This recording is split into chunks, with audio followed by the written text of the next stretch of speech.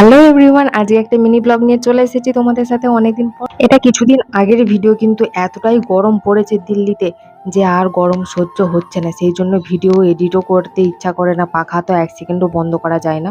সেই জন্য তো যাই হোক, আজকে হচ্ছে বিরিয়ানি পার্টি মামার বাড়িতে। তো দেখতেই পাচ্ছ এখানে কি কি করা হচ্ছে।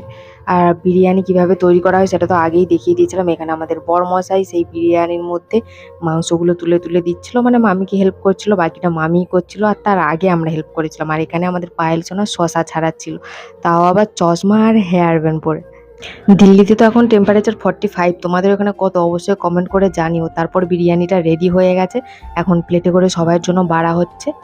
আর এই বিরিয়ানি নিয়ে আমরা একটা চ্যালেঞ্জ করেছি, চ্যালেঞ্জ ভিডিওটাও আপলোড করব খুব তাড়াতাড়ি, যত তাড়াতাড়ি পারবো। তো যাই হোক, তারপর এখানে সবাই খেতে বসে পড়েছিল।